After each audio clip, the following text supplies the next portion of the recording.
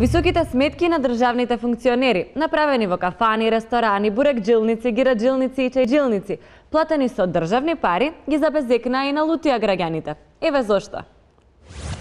Лососи, бифтеци, кременадли, душата на граѓаните. Се ова било наменито на државните функционери. Нивната очигледна неуморна работа се отсликува и во сметките во кафана, па така граѓаните обично и плаќале ручеци кои чинат од 2000 до 24.000 денари.